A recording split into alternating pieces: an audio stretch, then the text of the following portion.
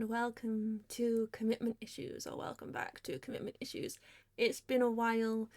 I don't really feel like getting into it all. You can go check out my other videos on where I've been, or my TikTok. This though is a new video. This is a new thing I'm doing on this channel, and we're going to look into spooky tales on Reddit, and I'm looking today at r/GhostStories. So grab yourself a beverage or a snack or both and sit down and cozy up. I'm under my blanket and get ready to listen to some spooky tales from Reddit. There's a piece of fluff flying around me. This video is starting off so great. Anyway, yes, this is a new thing that I am doing. In November last year, I did some like jump scares and makeup videos where I reacted to jump scare videos, the spooky TikToks, and like paranormal videos whilst doing makeup. This is sort of in the same vein of that, but I'm just can't bother doing makeup on screen because I don't really have the energy for like a fun makeup look. Like, this is the most makeup I've worn in a few months now, I think, because I don't have the energy for it. Like I said, I go into that in other posts elsewhere and on my channel too, but yeah, just not been great all around. So we're doing something a little different, and I really want to just get back into making content because I do find it a lot of fun. So shall we jump into r/GhostStories? Okay, so the first story that I have found on good old Reddit is Ouija board in haunted cemetery. Now, I am not a fan of the Ouija board stuff. I don't really feel comfortable with them. People tend to not know what they're doing with them. I wouldn't have a clue where to start with it, so yeah, not for me. But everyone's different, and a lot of people do use them to talk to spirits. So shall we read this one? Now, disclaimer, obviously people claim these stories are true unless they say otherwise, and I'm not going to say it if they're not true or I believe them. You know, I do believe in the supernatural and the paranormal, but that doesn't mean that I'm going to believe everything that I read on Reddit, and you shouldn't either. But, you know, they may be true. Who knows, other than the people who had written these stories. And I just find ghost stories a little bit of fun. Creepy, yeah. Do I like giving myself nightmares? Clearly. But not really. I don't like having nightmares, but here we are. Anyway, let's jump into this story. Ouija board in haunted cemetery. For some backstory, this happened in the Greenwood Cemetery in Spokane,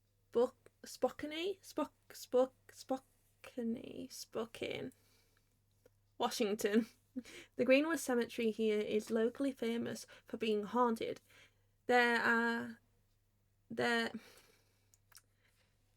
Let's not judge people on their grammar.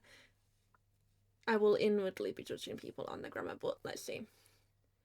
There's a specific old broken staircase leading into the cemetery called 1000 Steps, and many people in my city have stories about seeing entities on the steps and feeling odd and depressed whilst walking up them. My story doesn't take place on the steps, but rather in the actual cemetery. My friends and I did use the 1000 Steps entrance to enter the cemetery. Thanks for letting us know. This happened 3 to 4 years ago, 2021 or 2022. That was 3 to 4 years ago? Moving on. A group of my friends and I, 2 male and 1 female, decided we'd go to the Greenwood Cemetery and bring a Ouija board. I'm a beast so real. The idea of the Ouija board was 100% mine. I used to play with them semi-often, and this is the only experience I've had that actually frightened me. Fair enough. My friends and I walked around a bit looking at headstones, and my friend, female, decided we wanted to have a picture taken of us together. So our other friend, male one, took a photo of us. Why do I feel like there's going to be something in that photo? Immediately after the photo was taken, he showed us the weird entity standing behind me in the photo. In the picture, I blocked out my friend because I'm not sure she'd want to be associated with this online. Oh, is there a picture? Okay, we'll get to that then. We began looking in the area behind where we had taken the photo for anything that could have caused the shadow-looking thing behind me.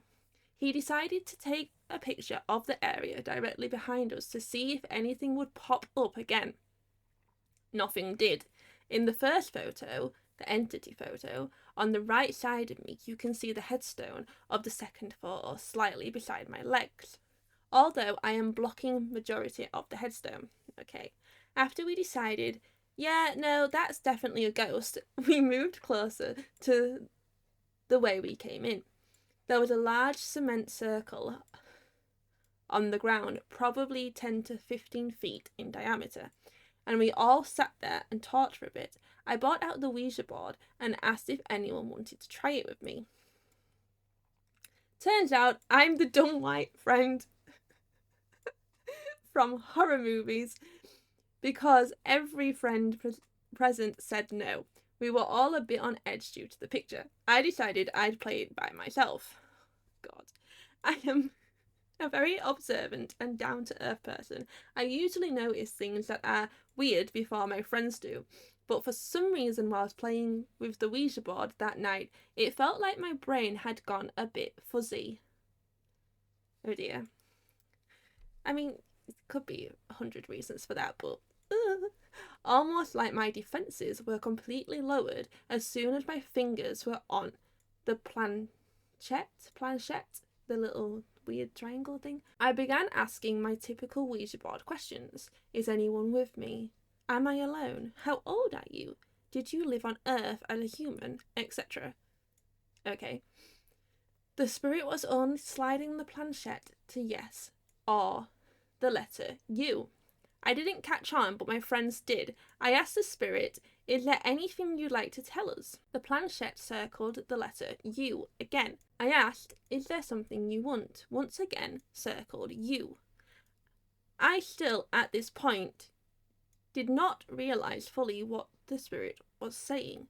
I asked, do you mean someone in the group? It circled you. I asked, do you mean you, as in myself? I cannot remember if my friends let the spirit answer, or if they made me say goodbye before we got an answer. They were terrified, rightly so. I ended the Ouija board, and as soon as my hands were off the planchette, I felt immediately anxious. It wanted you. It wanted you. Just saying. I felt extremely on edge and actually started processing what the hell happened. We left right after that. Male 2, whom I was the closest to at the time, couldn't stop commenting on how weird it was that I didn't end the game the first time it said you, and how it was completely out of character for me to not have an ounce of anxiety whilst playing the game. I still don't know if the entity in the picture and the spirit I talked to were the same. Honestly, I don't care to find out. I wish there was more to the story, but alas, I don't think anything attached to me. I don't have any unusual things happen after this. Thank God, or the gods, or whoever is out there. Is there any pictures? Why isn't there a picture? Google Doc with photos. Okay, wait. I can't see the photo. Okay, so there's like, what, that? I mean, the thing is, that could literally be anything, in my non-professional opinion. It could just be like a tree or something. Yeah, hard to tell. But creepy, yeah. I enjoyed that. Thank you for sharing it. What do you think of that one? I just don't like the idea of a Ouija board. I just don't, you know, thankfully, this person, if, they don't have an attachment or didn't let something out, or, but I don't like Ouija boards, right? I just don't agree with them. I don't trust them. It's scary. I would never use one, ever, no matter what. But yeah, the fact like they claim to see something behind them in the photo, and then the spirit's just like, you? It's like, yeah, it wants you. It just wants you. Creepy. Scary. Creepy. Okay, so this one is a bit of a shorter one, but I saw when I was 7 and automatically was like, yay, children with ghosts. Favourite, they actually creep me out. They creep me the hell out. Like kids in horror movies and stuff. So obviously I'm going to go to the stories with the children in them. Playing with ghosts more slightly.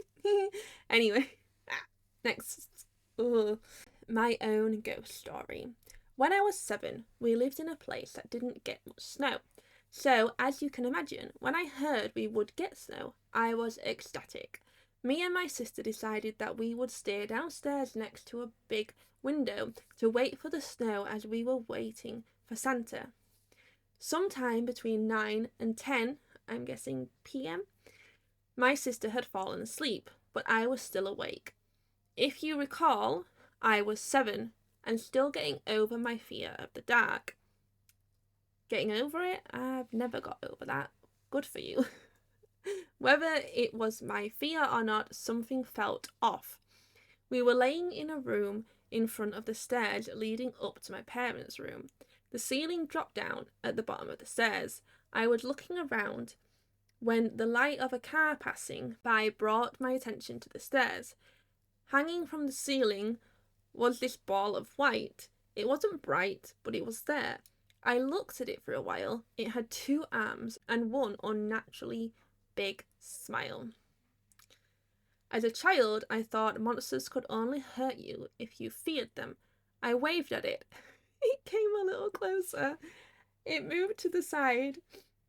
As it approached me, I stood up. To try and get a better look. It came closer until it was roughly 2 feet away.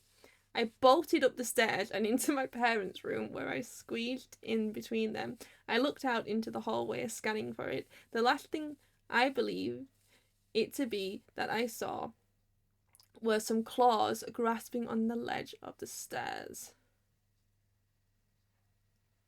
You just left your sister? I know you were 7, but still, you just left your sister? Creepy. Could not be, it might not be real. It might just be kids, seeing things. But I do believe that kids, along with like animals, are a lot more likely to be able to see and sense things that aren't there, because they're a lot more like open to that sort of thing. And so I can't believe you just left your sister. Ran away and I mean, I would have done the same, to be honest. Even now, yeah, and I'm still afraid of the dark. So now this one kind of resonates with me a little bit, because this is something that used to happen in my old house where me and my family used to live. We would constantly hear footsteps and people running around upstairs, and scary. Probably why like I have a fascination with like the paranormal and stuff is because I 100% believe that we did live in a very haunted house back in Bradford for like 20 years. So yeah, and I never saw anything, but I heard things, and to be fair, I saw shadows, so I guess I saw stuff, but I constantly heard things and felt like oh, the stairs. You just didn't want to sit on like the bottom stairs with your back to the stairs because you've constantly felt like somebody was there. Like in like my new house, I feel fine sitting at the bottom of the stairs. I don't feel that at all. But in that house, I always felt there was someone like looking over, like, or at top of the stairs, and oh, it creeped me out. And like my dad said, yeah, I used to see this little girl just kind of looking down, or like this woman looking down. It's like, oh, great. So it's not just me being paranoid. Awesome. Anyway, shall we go on to the next story? Child's footsteps in an empty house. Lovely. After my dad passed away, I'm sorry for your loss, I had the house to myself. My mum and brother were out of province.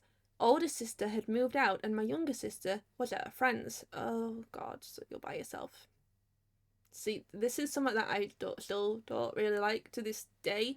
But I think that's because like I've had a big family and we're all very loud. So when I used to live by myself, I just used to put music on all the time or the TV on because I hated the silence. It drove me nuts. And yeah, I'm a bit afraid of like the dark and also being by myself in a big empty house, and that's probably due to the house we used to live in. Anyway, back to the story. I was 15 or 16 and probably went to bed around 12 midnight to 1 a.m. in the basement.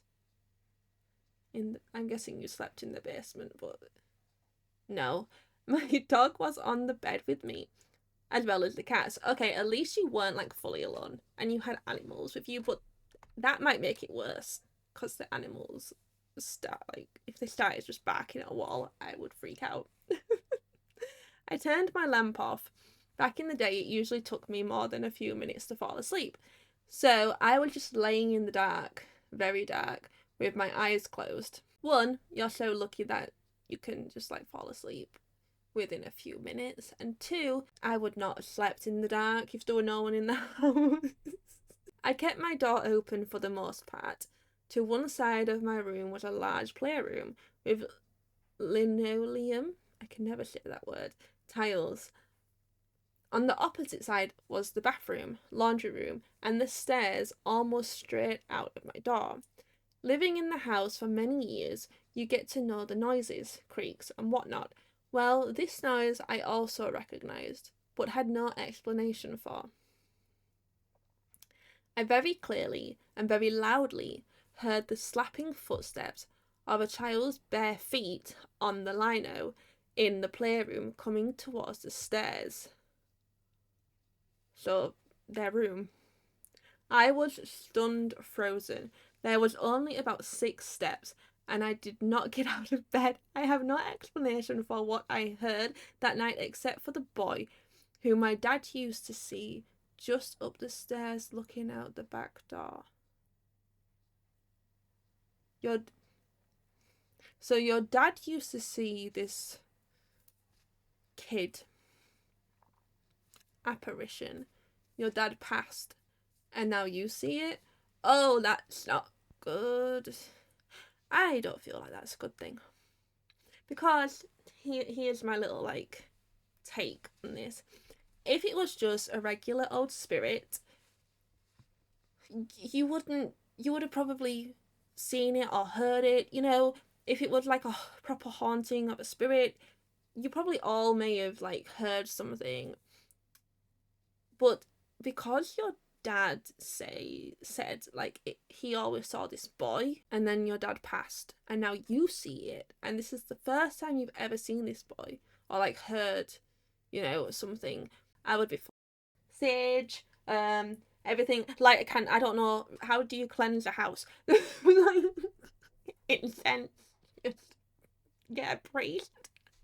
Because I would be like, oh, okay, I've watched too much paranormal stuff, and I'd be like, I'm gonna get possessed. I've got an attachment because it was my dad's attachment and now it's mine, and I would be like, that's it, nope, this.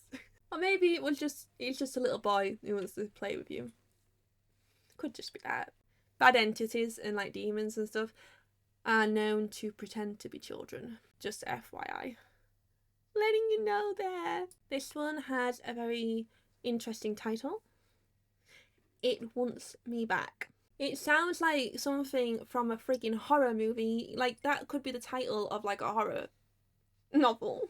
I don't know why I'm doing this. I'm gonna give myself nightmares. It's fine. It's fine. It's fun, isn't it? Okay. It Wants Me Back. I used to have an imaginary friend.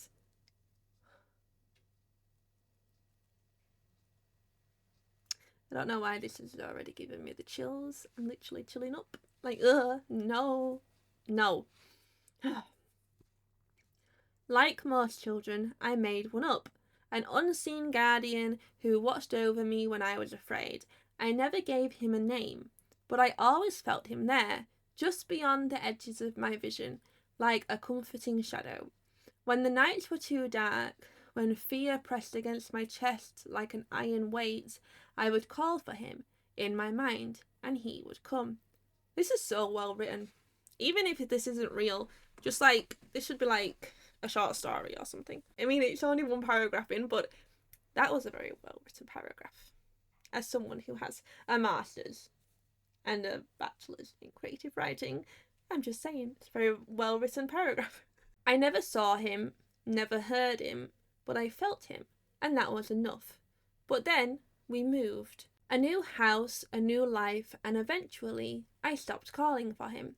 Childhood faded into something colder. Adulthood. Ouch, God.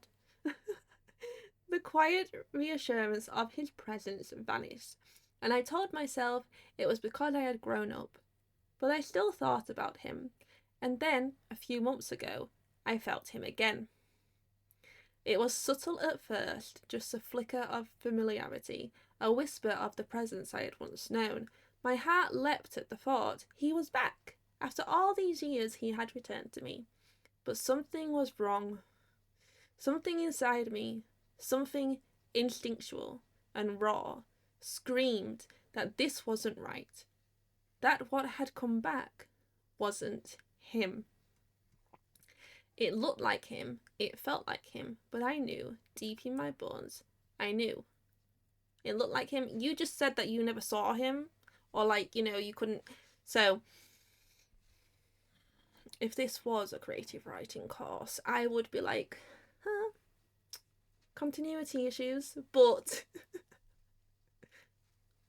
I'll carry on. Sorry. Literally critiquing a friggin' Reddit post. Oh my god. Deep in my bones, I knew. That is not me. The words were not my own. They were something deeper, something primal, a warning. Whatever had returned was not my guardian, it was something else, and it wanted me. At first it was only a feeling, a pressure in the air, a distinct sensation of being watched. But now it's more than that. The presence is growing stronger. I feel it in every shadow, in every mirror, lurking just beyond the threshold of my reality. It wants me to open something, some door I once closed. I don't know what it is or how to find it. I don't even know if it's real. But I know this. It is watching me, and it is waiting. For me to remember, for me to let it in, for me to be afraid again. Okay. That's fun. Sounds like you might have it could be something paranormal, but you may also just might want to go talk to a psychiatrist. I'm just saying, speculating there. No judging. It could also just be a quirky little tale somebody made up, but if you are feeling like that kind of thing, giving like Donnie Darko. So maybe go talk to somebody about that. Sorry, I'm just like, that's creepy. Oh, very well written though. I do have many critiques, but as I said, this is not a friggin' creative writing class, Joe, so I don't need to do that, do I? No. Let's do one more, shall we? One more. This seems like a nice one, to finish on. Creepy, because it's about ghosts, but it seems like a very Nice one. So, Ghost Boy saved my life. Okay. Freshman PE swimming unit. I'm hanging out in the pool with my friend and the rest of my classmates. I decided I want to see how long I could hold my breath for, so I plunged underwater and proceed to push all the air out of my lungs and just sit there on the bottom of the pool. Who hasn't done this as a kid? Even as an adult. All I could hear was the pounding of my own heartbeat, when all of a sudden I hear the voice of a young boy say loud and clear, "Please breathe." I leap out of the water and look around, thinking it was one of my classmates, but no one was even near me. I told my friend about the experience, and he was just as tripped out as I was. Although it was weird, I just put it off and proceeded with my day. A week later, I was waiting to get picked up after school in a different spot than I usually did. This spot was at the bottom of the hill, right next to the gym and the pool. My mum had been running late, so I was just wandering around to kill time, which is when I noticed a memorial rock. I thought it was strange that there was a memorial rock in such a random place by the gym. I had assumed it was for a student. I looked closer and read the name Zerky? Zerky?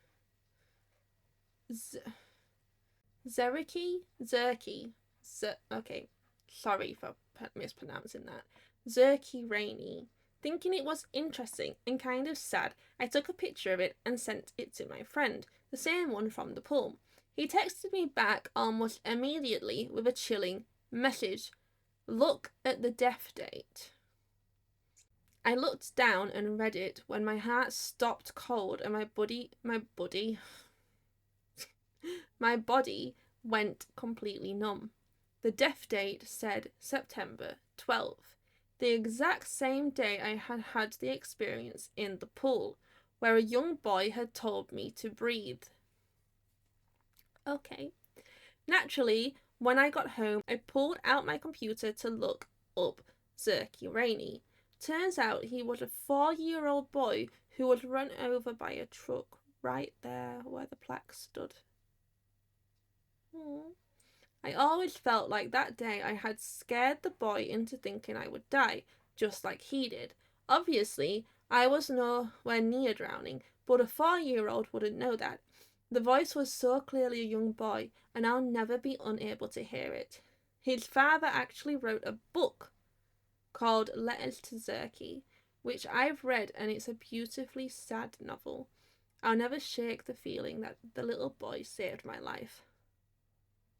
Oh my god, that's so sad. That is so sad. I thought this was going to be like, oh, it's, not that creepy and scary. It's like, no, that's not creepy. That's just sad, but also, like, really lovely that this little boy might now just be kind of wandering around that area trying to just, help people. That is sad, though. Yeah, that's... Okay, I'm gonna try find something else now because now I'm sad and I don't wanna be sad. Okay. Oh, this is a long one. Oh shit. Okay, well, anyway, last one. This is a bit of a long one, but I want something a bit more cheerful to end on than the last one. So I was just trying to smoke a cigarette, not witness some paranormal BS. Okay, cool. I worked as a wilderness therapy guide.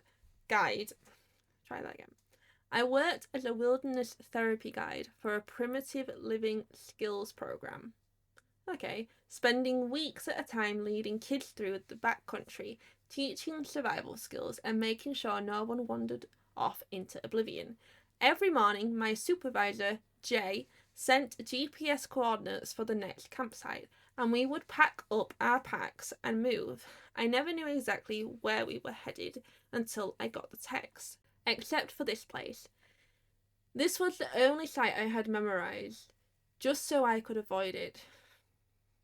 Great. It was beautiful, sure. A massive boulder at the top of a very large, gradually sloping knoll that overlooked a valley. Do you ever do that where you are reading something but for some reason your brain will put in a different word than what's actually put there, because it's like, oh, it sounds better than in my brain when I say this. I don't know. The earth was deep red clay that had been speckled with large hunks of alabaster. Plenty of juniper tree cover provided shade and an anchor for setting up a shelter. The soft red sand made for easy sleeping, and the large sage bushes provided a wealth of useful items. A wash of cottonwood trees stretched down to the east, and the distance was framed by pink and white mountain ridges. It was visually stunning, but something about it set off what I call my dog vibe. That deep primal instinct that makes the hair on the back of your neck stand up. I call that a spidey sense, but we can all have our own terms for it, I suppose. I don't like to admit it, but I can be a huge whiny baby. Same. I'm tall, built like a brick shithouse, and spent my days hiking miles through brutal desert terrain. I felt tough, but this place, it made me feel bite-sized. I had spent one sleepless night at the site prior. There was something that gave the air a heavy feeling, and the surrounding geological structures created a strange impact on sound. This was the one location in the field where sounds would become heavily distorted. After setting foot in this place for the first time, I drew a big red X over the site on my map and jotted down the direct course so that I could avoid this place later down the line. Nothing exceptional happened the first night I stayed here. It was just my dog vibe telling me to run. See, I feel like if you're getting that sense, then listen to it. But yeah, it sounds like you didn't really have a choice to go, unfortunately. That morning, I sat by the fire boiling water with pineapple skins for tea. Oh, nice. When my GPS pinged, I checked the coordinates that had been sent to my inReach. From just the degrees I knew, I didn't even need to read the minutes and seconds. I dreaded where we were going. My supervisor had sent a message with the coordinates. Sorry, dude. I know. That stinky MF. I showed my core staff Steve the screen. He took one look and busted out laughing. Oh my god, what did you do to piss Jay off? Jay, our direct supervisor, was a good buddy of ours. After calling the office to request a location change, I was informed that apparently we'd been hiking too fast, catching up to other groups, so they had to divert us. There was no other choice, and of course we got sent straight to my least favourite place. Damn. The hike was a mild 8 miles, but by the time we arrived, the sun was setting, casting streaks across the technicolor clouds above the horizon, and the warm October air rustled in the treetops. A mild 8 miles? We are very different people, but okay. We set up camp beneath a carnivorous rocky outcrop. A cavernous, not carnivorous. What would be a carnivorous rock, Joe? A cavernous rocky outcrop at the apex of this hill. The campsite was a little less than a mile from the nearest service road. Okay. By the time we had finished setting up the camp, kids shelter, staff shelters, fire pit and sump, and chose a safe location to hang our food bags for the night, it was time to get the kiddos set up for a nice meal. Every individual made their own food, but the food was always better hot. Only on the worst nights would you go to bed without a fire, and I would never stay at this site without one. Okay. The boys were absolute powerhouses when it came to firewood collection, which made my life easier. We had a perfect system. Every night each person would try to find and carry as much wood as you physically could, and the winner would get to lead our hike the next day. We were so efficient at collecting wood that every morning we had to scatter the pile as a LNT, leave no trace, measure. which earned staff bonus pay if done correctly. And at this point in my life, I'd do almost anything for a few extra bucks. Fair enough. The wood was collected, camp was set, and as the sun dipped deeper behind the mesas in the horizon. The what? Okay. The boys started busting a coal for the fire. The only sound was a high-pitched screech of a bore drill kit filling the air. That was when I felt it. The eyes. This part of the desert was full of life. Elk, deer, coyotes, raccoons, and small rodents. No cattle, though. They never came this far out. I figured it was some scavenger waiting to comb the desert sands for dinner scraps. The night moved along and we had all sat down to feast on our dinner and talk about our days.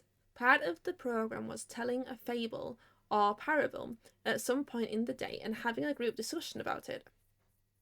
After everyone had finished cleaning their pots and hanging their pristinely packed food bags high in the trees, we stoked the fire and began our group discussion. At this point, the world had been engulfed in darkness and we could only see what the fire was illuminating. It was during this time that I felt an exceptional increase in that feeling of being watched. It started once we put our bags down, but this was way too much. I slowly scanned the surroundings to find the source of my unease. My eyes landed on a large sage bush a distance from the fire directly in front of me. Then I saw them. A pair of eyes peering from behind a sage bush, the firelight reflecting in the pupils.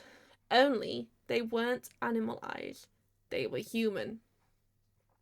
Okay. Adrenaline slammed into my chest. That was a real life person watching me. Watching Steve. Watching my kids. I launched myself across the fire into the bush, flailing my arms and yelling as low, deep and loudly as I could. After assaulting the poor shrubbery, Jay rolled out from behind the bush in stitches. Oh my god, what the heck? That MF. Why do you do that? Oh my god. He had parked his Jeep 2 miles away and hiked in just to scare me, and it worked. I was not laughing. In fact, I had become a little bit of a spoil sport as I berated him for his poor life choices. I had to, he told the boys. This is her least favourite sight. I couldn't resist. We spent the rest of the night joking around, the kids cackling because they could never imagine what I would do when I was scared. After a while, the little dudes went to sleep, and Steve, Jay, and I stayed by the fire discussing the group's progress. Then, around 1 a.m, Steve went to bed. Jay turned to me. You want to go on a little hike? No, say no. You don't want to. This is just like horror movie 101.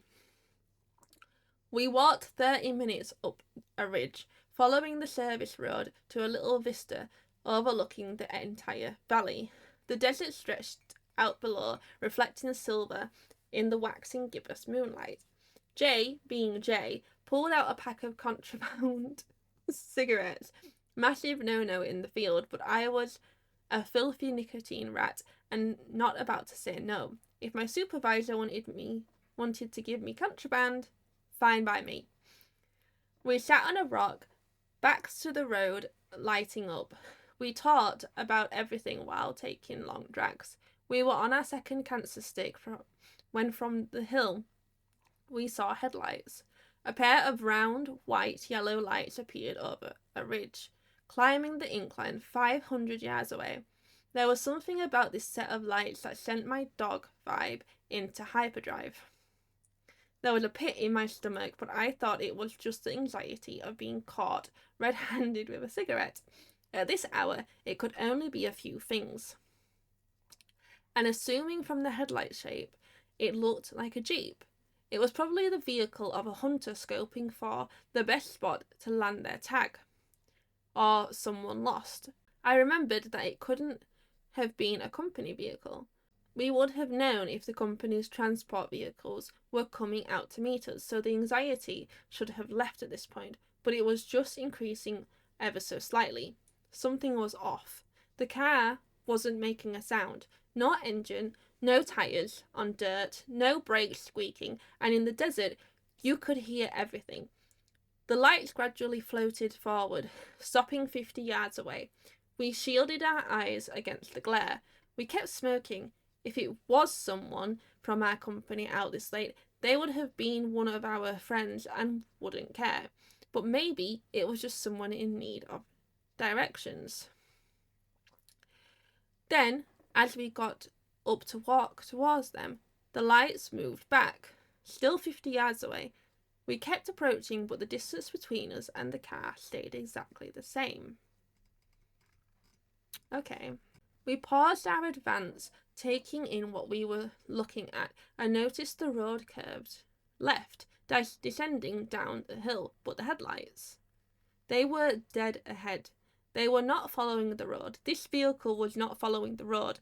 I started to become angry at this area, as this area was known for its cryptobiotic soil.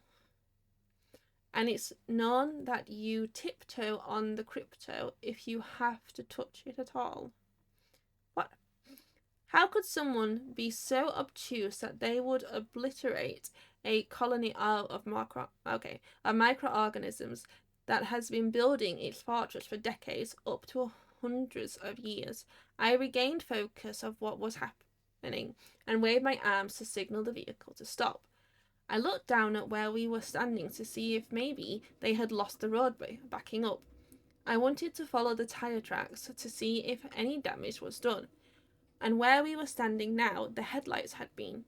I focused on the ground but only saw Jay and my footprints from our earlier hike. No tyre treads, no marks. Jay saw what I was doing and tried to scan the surrounding area for tread prints. As we were doing this, the lights did not move. In fact, they hovered perfectly still. There was something about this situation.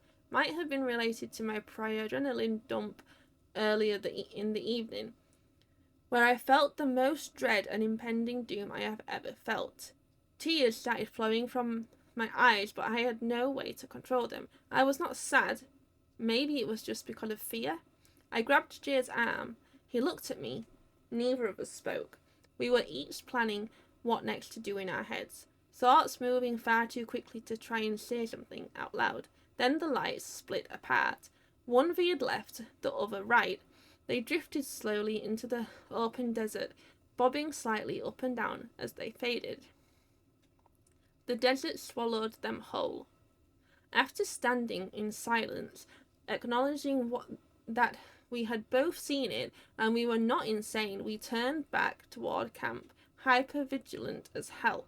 As we passed the spot where the lights had vanished, a startlingly large owl seemed to materialize out of the dark and swooped silently over our heads.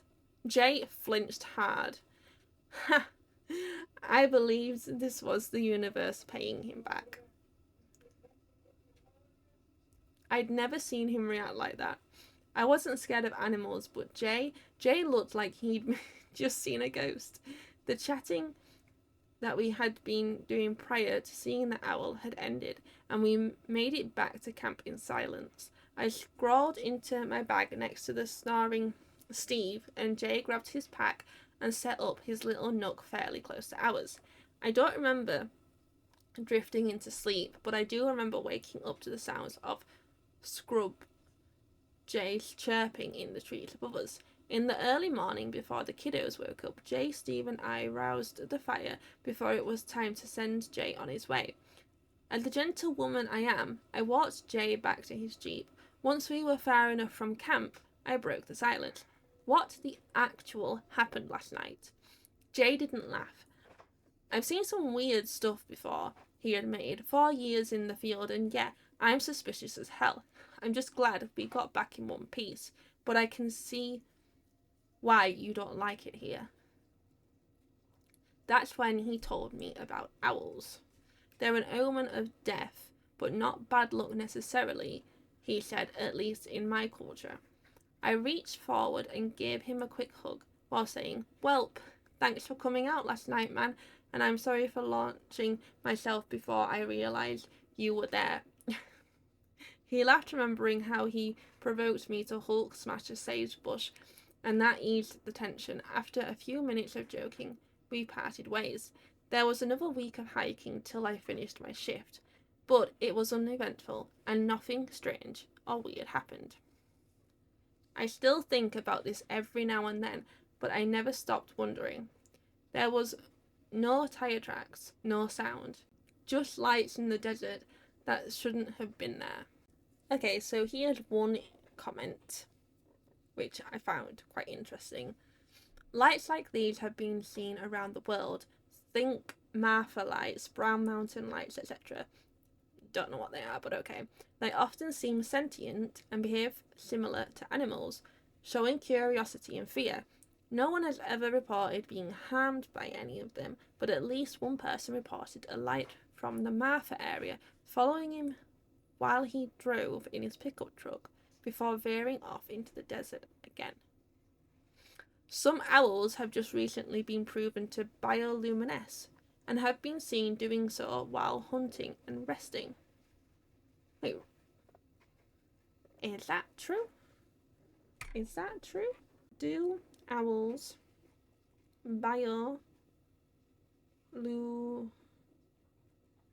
how do you spell luminesce? Luminesce. Okay, they can just like have reflections, not so yeah, okay. Not bioluminesce, but okay. Creepy. Creepy. Creepy. Don't know how real some of those were, but creepy nonetheless, and fun in a weird way. I don't know. I find this interesting and fun. Maybe you do too, and that might be why you're sat here watching this video and reading along the Reddit stories with me. So that was not grammatically correct. My brain sometimes forgets how to grammar and speak. Writing and talking, two very different skills. In my opinion, very different skills. Anyway, let me know what your thoughts are on these Reddit posts and these ghost stories in the comments below. And thank you very much for stopping by and chilling out with me and just taking it easy. I know the world is a bit of a shit show right now, so I just want to create a little bit of escapism and just enjoy some ghost stories and just have like, you know, a chill time with you guys and not focus on the woes of life, you know, for like half an hour or something, or however long this video is. We can focus on the woes of death instead. How morbid and beautiful. I really do hope you enjoyed this video. If you did, please give it a little thumbs up. It really does help out the channel. And if you would like to see more of these kind of videos, let me know. You can do that by giving it a like and commenting down below that you did enjoy this. And if you are new and you did enjoy this video and you want more of this sort of thing, please subscribe to the channel, because I am going to be doing this more. Hopefully. I'm going to try. If my brain allows me to, then we'll be good, won't we? It is kind of springtime now, and technically this is like the new start of the natural year, so happy new year. And I will see you in another video.